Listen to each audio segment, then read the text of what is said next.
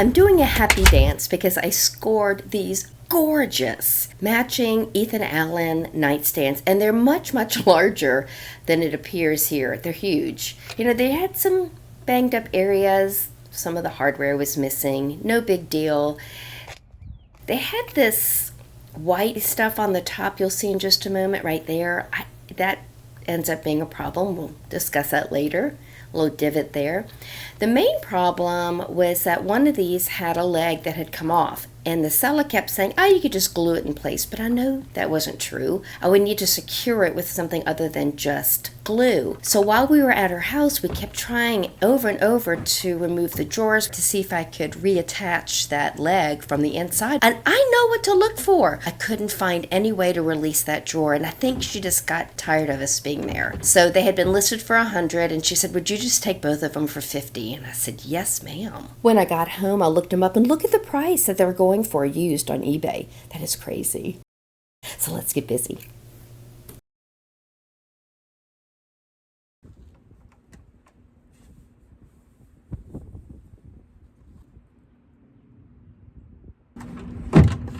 Don't get it. Aha!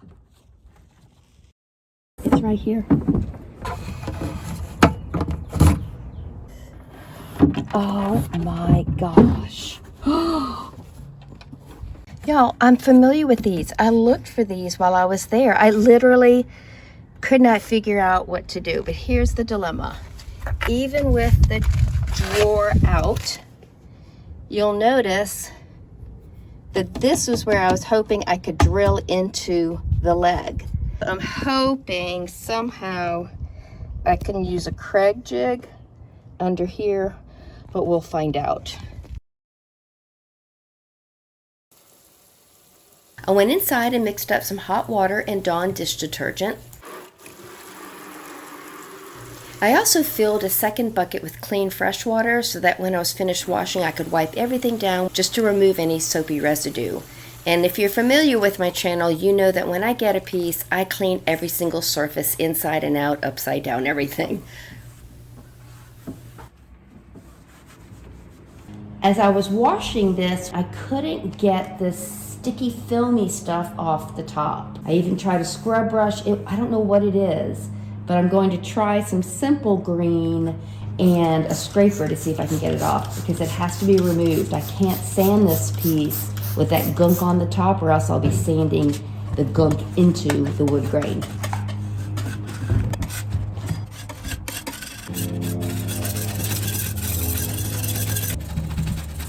That is insane. I don't know what that is.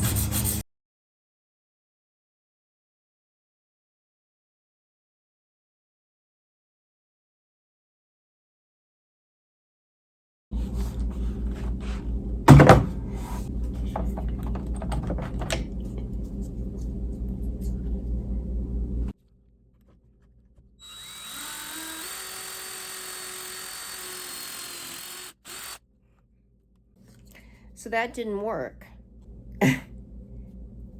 It's just a big opening. I'm wondering if I brought it higher so that the screw, or rather the drill, would start drilling up higher on the leg and then come out over here. Since I needed a longer drill bit than what came with my Craig jig, I went to Ace Hardware, got something similar in width. I took the collet off of my Craig jig bit and attached it to the longer drill bit, and with that was able to drill all the way through. That was a good college try, but that's still not going to work because I used a regular drill bit instead of one that is tapered at the end. So now my Craig jig screws just fall on through. So I'm going to go to plan B. I'm going to plug up these holes that I've created, and there too. And then I'm going to use some wooden dowels. I'm going to drill holes in here that will match up with holes I drill in here, and then I'll reinforce them with these dowels. But let me go ahead and fill up these holes that I just made first. Yeah. I picked up these wedges, I can't recall what they were called, and refilled the holes that I had just drilled, gluing them in place with some wood glue.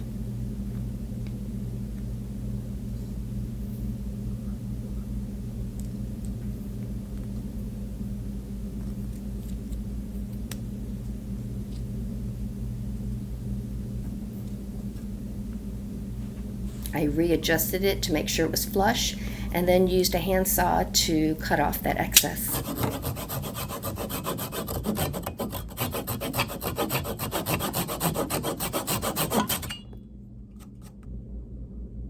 I'm going to use the nail head to mark where to drill for the dowels. Okay, right there. Now I'm just going to hit this with a mallet.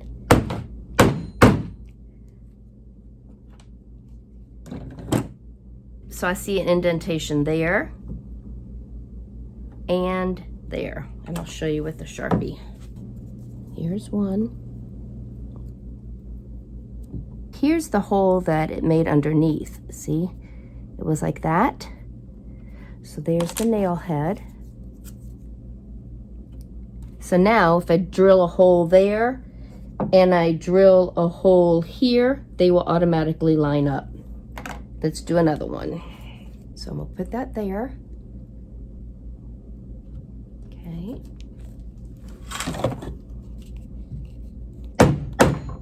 And here's one mark, because I can tell the nail was like that. And I just lost this one. Ooh, let's see. Let's try that one again. Okay. Okay.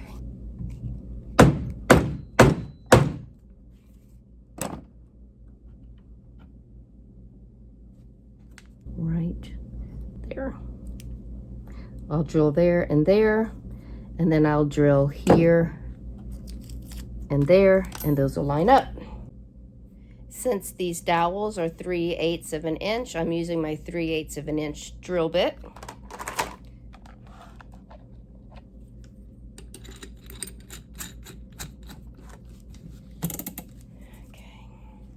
I only want to drill that deep because I want that much sticking up. So I'm going to mark it with tape where I need to stop drilling. Okay.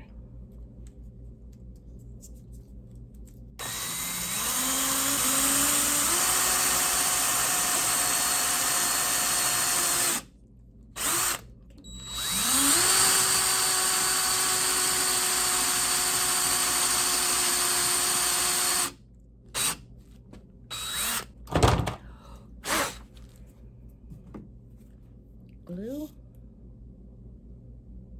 glue, dowel,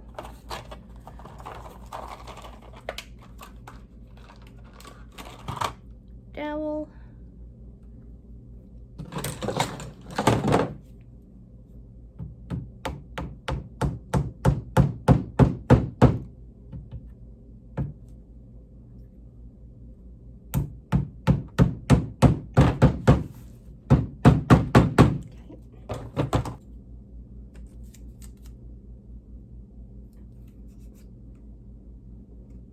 okay, so that's how far I need to drill into the leg. That's the same. Excellent. Okay.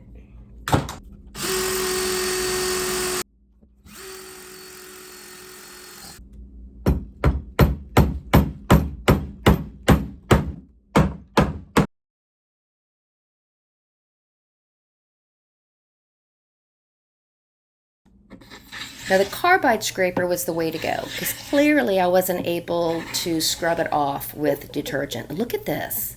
Oh my gosh.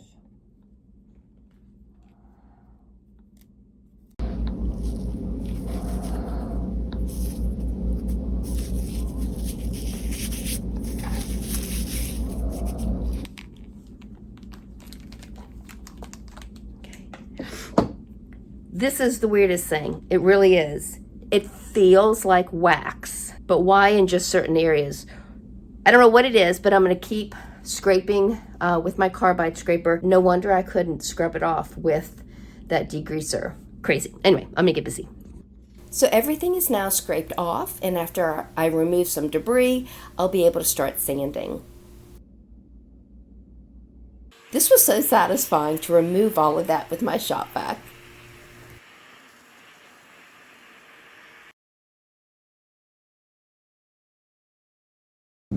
Oh my gosh, these fake wormholes, they are horrible. And the problem is that when you go to paint these pieces, those little holes show up and they make no sense. They just look like holes. So I spent a very long time filling them in with some wood filler.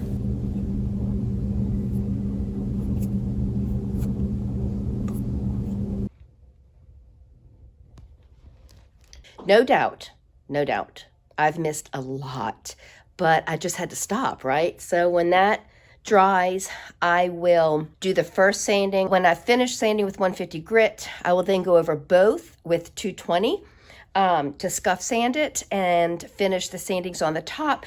And that should take care of all of the wood filler, and then I'll be ready to prime. And as I said, no doubt, once I prime, I'll find some more of those, but I'm just gonna have to wait until then.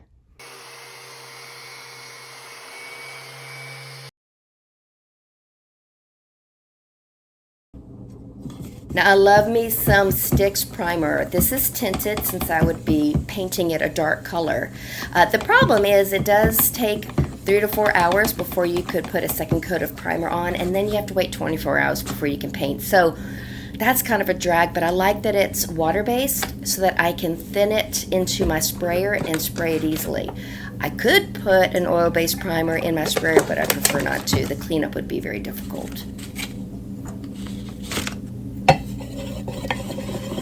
Now when you thin it, you want it a consistency that looks like buttermilk.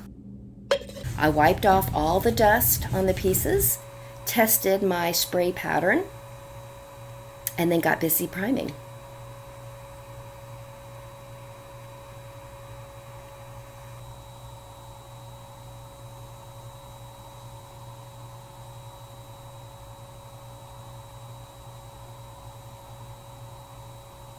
Now when I'm spraying side to side, you're going to notice that my wrist is locked. You don't want to rock your hand back and forth because you won't get even coverage if you do that. So you keep your wrist very stiff and you simply go back and forth, overlapping about 50%.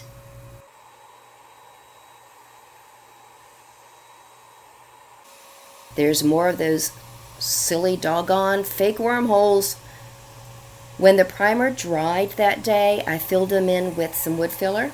The following day, I sanded smooth all those areas that I had filled with wood filler. I also lightly sanded the whole piece just to knock off anything that may have landed in the primer as it dried. You want a very smooth surface before you can spray on that second coat of primer, and certainly before you spray on paint. After sanding everything, I dusted everything off with a tack cloth and then sprayed a second coat of primer.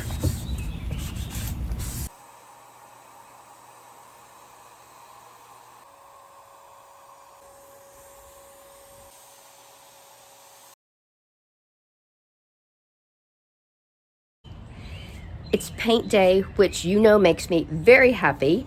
I love putting on that first coat of paint. The second coat of primer that I put on yesterday has been lightly sanded today and dusted, so I'm ready to go. I'm using Benjamin Moore Advanced Paint, my favorite paint for furniture. It has been filtered into my Erlex 5500. Paint has also been thinned.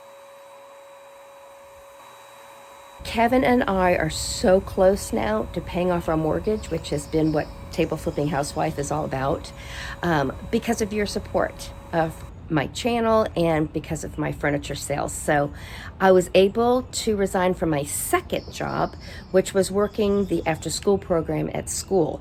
So now my day ends at work at 2:30 and I get to come home and start spraying right away, which is why it's 3:30 now. It's not the most ideal time to film for you because sun is coming in under the porch. It's actually beaming down on one of the pieces that I'm spraying, which will be hard to capture on camera. I did spray on a second coat later, followed by 2 coats of poly the day after. And after figuring out which hardware I was going to use, I was finished. So let's take a look at what they look like before.